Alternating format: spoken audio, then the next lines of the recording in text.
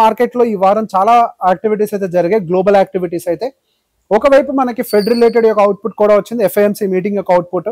వాళ్ళు దాదాపుగా interest rate cut చేస్తారేమో అని అనుకున్నాం. ఒకవైపు ట్రంప్ సైడ్ నుంచి విపరీతమైన ప్రెషర్ మనకి ఫెడ్ చైర్మన్ మీద ఉంది.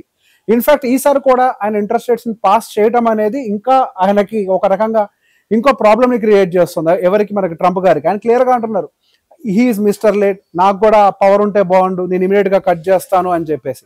కాకపోతే ఇక్కడ ఫెడ్ చైర్మన్ గారి దగ్గర నుంచి కూడా ఇంకొక కామెంటరీ వినపడుతుంది. యుఎస్ ఎకానమీ అంత సర్టన్ గా అయితే లేదు, అన్సర్టనిటీస్ ఇంకా ఉన్నాయి. మనకి టారిఫ్ రిలేటెడ్ టెన్షన్స్ ఇంకా క్లియర్ కానంత వరకు కూడా ఎటువంటి డెసిషన్స్ తీసుకోలేమని చెప్పి వాళ్ళు మాట్లాడుతున్నారు. ఈవెన్ వాళ్ళు జీడిపి ఒక ఫోర్కాస్ట్ తగ్గించారు, ఇన్ఫ్లేషన్ ఒక ఫోర్కాస్ట్ పెంచారు. సో ఇదంతా కూడా ఇంకా అన్సర్టనిటీ వాళ్ళ దగ్గర ఉంది. ఈ అన్సర్టనిటీ పెట్టుకొని మేము ఇంకా ఇంట్రెస్ట్ రేట్ కట్స్ అంటూ చేశాము అని అంటే ఇన్ఫ్లేషన్ పెంచి మరింతగా ఎకానమీని వీకెన్ చేస్తుందని ఒక భయం అయితే క్లియర్ గా కనపడుతుంది.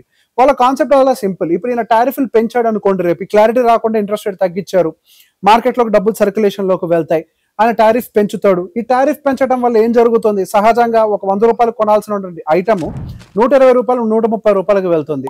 ఆ భారాన్ని ఎవరు మోస్తారు? అక్కడ ఉన్నటువంటి కన్స్యూమర్స్ మోస్తారు. సో ఆటోమేటిక్గా మనకి ఇన్ఫ్లేషన్ అనేది షూట్ అవుతుంది.